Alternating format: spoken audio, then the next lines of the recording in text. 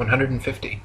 If Earth were a spinning ball, it would be impossible to photograph star trail time-lapses turning perfect circles around Polaris anywhere but the North Pole. At all other vantage points, the stars would be seen to travel more or less horizontally across the observer's horizon due to the alleged 1,000-mile-per-hour motion beneath their feet. In reality, however, Polaris's surrounding stars can always be photographed turning perfect circles around the central star all the way down to the Tropic of Capricorn. 151. If Earth were a spinning ball revolving around the Sun, it would actually be impossible for star trail photos to show perfect circles even at the North Pole. Since the Earth is also allegedly moving 67,000 miles per hour around the Sun moving 500,000 miles per hour around the Milky Way, and the entire galaxy going 67 million miles per hour, these four contradictory motions would make star trail time-lapses all show irregular curved lines. 152.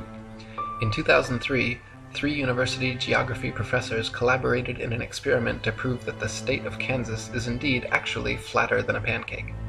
Using topographical geodetic surveys covering over 80,000 square miles, it was determined that Kansas has a flatness ratio of 0.9997 over the entire state, while the average pancake, precisely measured using a confocal laser microscope, comes in at 0.957, making Kansas thereby literally flatter than a pancake.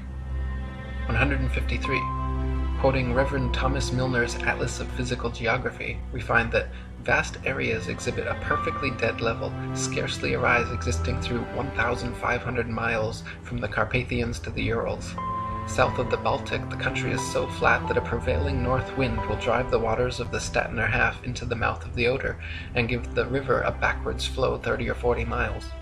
The plains of Venezuela and New Granada in South America, chiefly on the left of the Orinoco, are termed llanos, or level fields.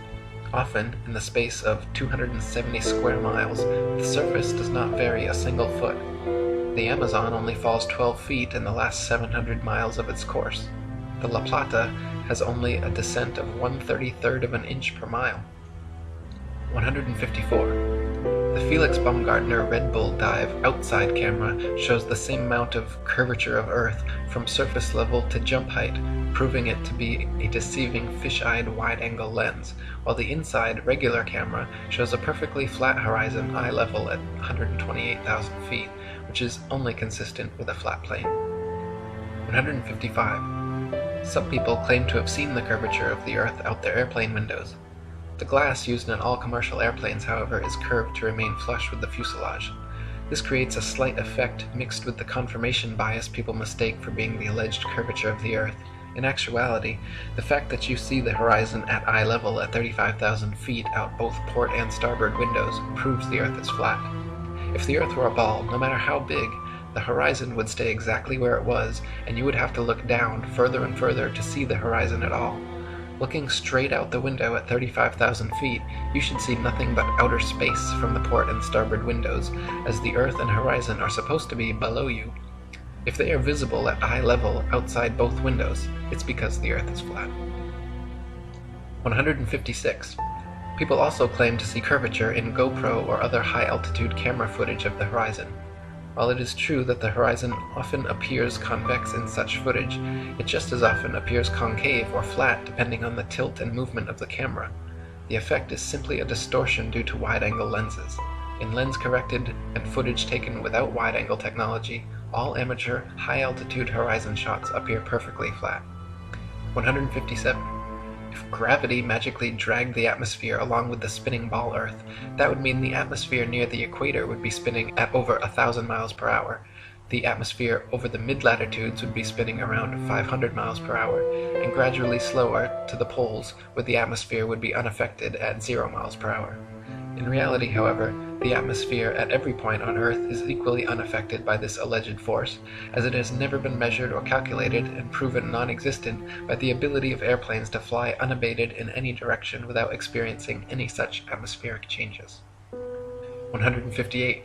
If gravity magically dragged the atmosphere along with the spinning ball Earth, that would mean the higher the altitude, the faster the spinning atmosphere would have to be turning around the center of rotation.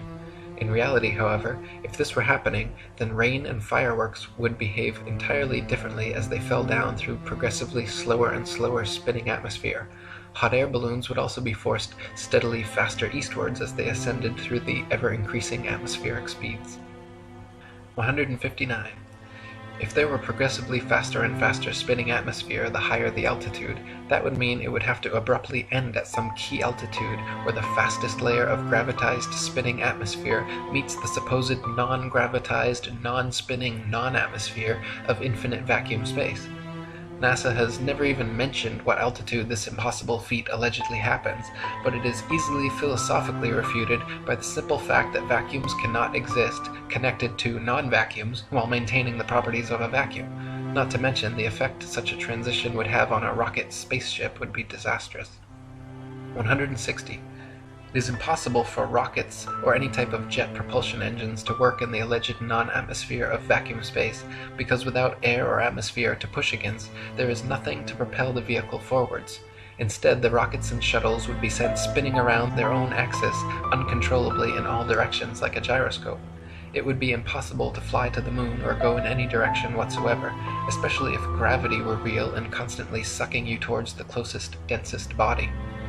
161.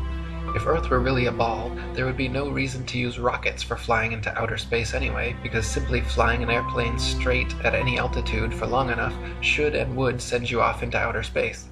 To prevent their airplanes from flying tangent to the ball Earth, pilots would have to constantly course correct downwards, or else within just a few hours, the average commercial airliner traveling 500 miles per hour would find themselves lost in outer space. The fact that this never happens, artificial horizons remain level at pilots' desired altitudes and do not require constant downward adjustments, proves the Earth is not a ball. 162. All NASA and other space agencies' rocket launches never go straight up. Every rocket forms a parabolic curve, peaks out, and inevitably starts falling back to Earth. The rockets which are declared successful are those few which don't explode or start falling too soon, but make it out of range of spectator view before crashing down into restricted waters and recovered. There is no magic altitude where rockets or anything else can simply go up, up, up, and then suddenly just start free-floating in space. This is all a science fiction illusion created by wires, green screens, dark pools, some permed hair, and zero-G planes. 163.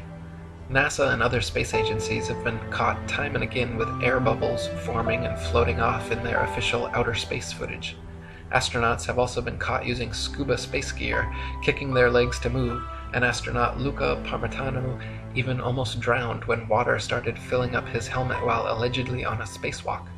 It is admitted that astronauts train for their spacewalks in underwater training facilities like NASA's Neutral Buoyancy Lab, but what is obvious from their space bubbles and other blunders is that all official spacewalk footage is also fake and filmed underwater.